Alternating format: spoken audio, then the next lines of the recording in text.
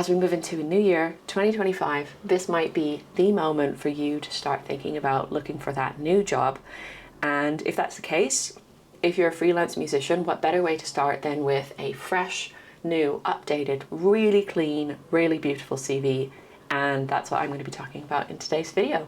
I've always found that the kind of traditional CV layouts don't really work for freelance musicians. They never really worked for me.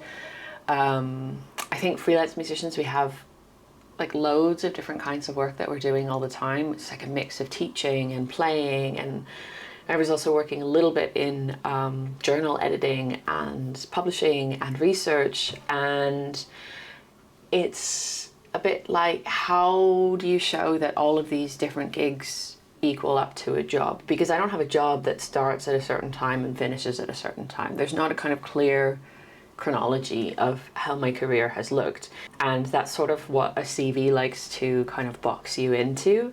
So I wanted to make something a little bit different. I wanted to make something that was like really easy to update, really accounted for the diversity of work that I had, and that was also really easy to navigate as well, because I suspected, and I was right, that if I made something that accounted for all the different kinds of work that I'm doing, and a lot of that is sort of simultaneously and now, that the CV would be quite long, and it is quite long, but I wanted to make it easy to get around, and the best way I thought to do that would be to make something in Notion, because I love Notion so much.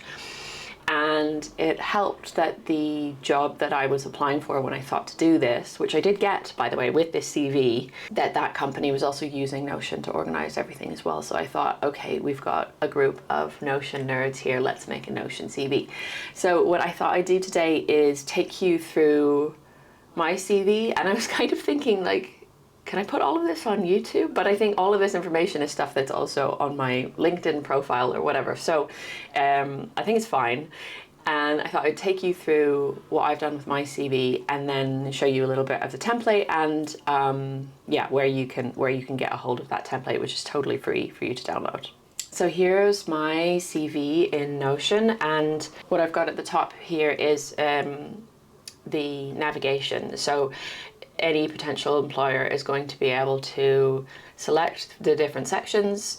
When you get a hold of the template, if you want to remove a section or to add a section, like maybe the publishing section doesn't apply to you, for example, or maybe you want to add a kind of organization to memberships section, organizations that you're a member of, then you could change the top bit. If you didn't do any work in publishing, as I have, you're going to want to remove that section from the navigation, but also from the actual CV, of course. When you download the template, it's totally 100% editable. You can change it and adapt it for your very particular career, but I just wanted to show you what I've done. I've included a personal statement at the top here, which I would adjust depending on the requirements of that job and what the focus might be. Then very traditionally, I've moved in straight to an education section, and then we get into the sort of nitty-gritty. So I've set up the performance section in two different ways. I've listed the ensembles or bands that I'm a member of or have been a member of in the past, as well as those that I have been freelancing with on a regular basis. So I think anytime I'm freelancing with a group more than once, I've put them into this second column on the right hand side here. And then, because I don't think this really tells us enough about what life is looking like for me as a freelance performer, I've included a list of recent freelance highlights, and I've basically gone back. I'm basically including performances, a mix of performances from the last 5 years. So there's not everything here. I've tried to pick projects that highlight a kind of diverse range of work and a diverse range of ensembles, and also like when I'm playing in different countries and things like that. So basically just trying to make myself look as employable and as international as possible. So here I've got, I guess I've got it in order of the most recent thing. So the most recent thing this year was a tour that I did to Turkey with my duo with Eva Zollner, and some London Symphony Orchestra projects, which obviously looks quite glam.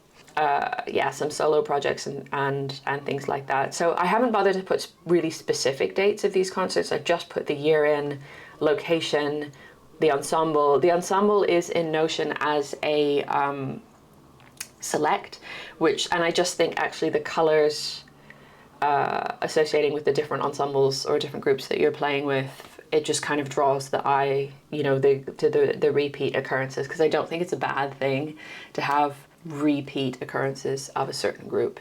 You know, you're showing that group is getting you back again and again. And then the last bit of the performance section is I've put in my discography. You might want to change this to select recordings if you want to just include links of recordings when you've played. I've been doing a lot of recording over the last 10 years or so, so I've got quite a few different labels to my name, which I think also helps to kind of create that feeling of sort of diversity and global relevance as a performer.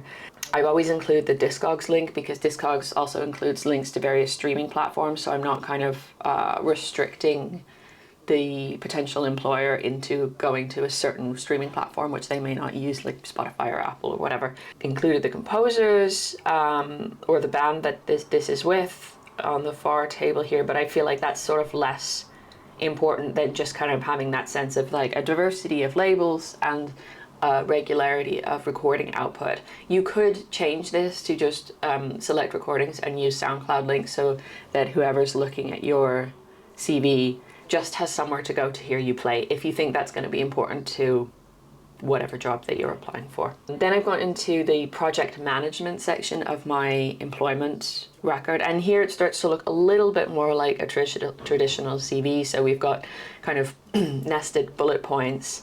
Also, project management is like quite a weird term, and you might have to kind of think around things to think of like what you've done that really looks like project management. So I've included any time I was on a jury. So I've been on quite a few juries, you know, awarding prizes to composers or players.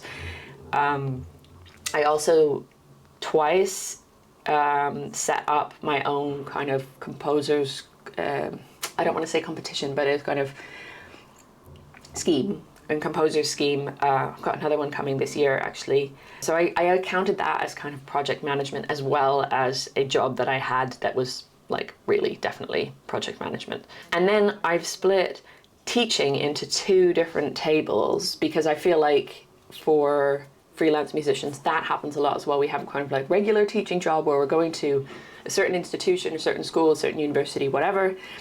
We're there once a week teaching our students. But we also do a lot of one-off workshops. And I feel like this is super great to include because it just highlights how in demand we are across multiple institutions, maybe multiple countries, that kind of thing. So yeah, I've got my kind of regular teaching, which goes back to 2005. And then I've got a kind of recent workshops and talks, and that only goes back to 2023. So it's just to kind of give an idea of the kinds of things I'm doing. And obviously you can see here I've been doing a lot of live streams for Tonebase, and that sort of makes up the majority of those things. But then there's a little bit, you know, moving around the country here in the UK doing different workshops. Then I've moved into publishing and research. This may be very specific to me, but if you've got an advanced degree and you're doing any kind of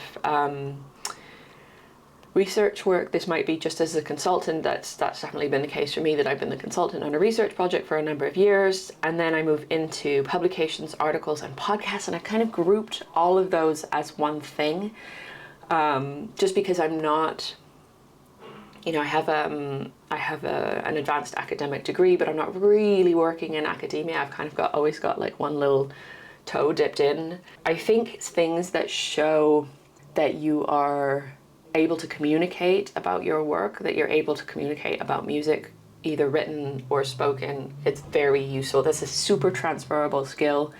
And I think really what we're looking at here is how as a musician you can build a CV that shows how transferable your skills are. So for me that was really important. And then some grants and awards that I've won, and computing skills. So here's a kind of like selection of the various software packages that I use and where I reckon I'm at either beginner, intermediate or advanced in all of these software packages. So that might give you some kind of inspiration for the ones that you think you might include. You can be fairly comprehensive here because it doesn't, either way, it's not going to take up a ton of space.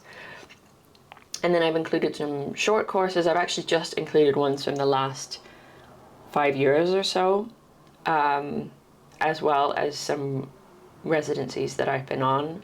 And then I've gone into adding some reviews, contact details, and websites. So, I mean, as I've said, it's quite a long CV now, but because, you know, I have these links at the top of the page, then someone can look for the thing that they think is most relevant. So if they're hiring me for a research position, you know, I can click on research and we're down there immediately. So I think that really helps to just get around the CV a little bit. So that's kind of what the CV looks like with all of my details tapped in. And I'll just show you a little bit of what happens when you download the free template to add to your Notions. So here we are in the template. You're just going to put your name in at the top. The section links are all still there. I've added a few things or left a few things in from my CV just so that you have some idea of how to start it. But of course you're going to remove all of this stuff and change it to your own things.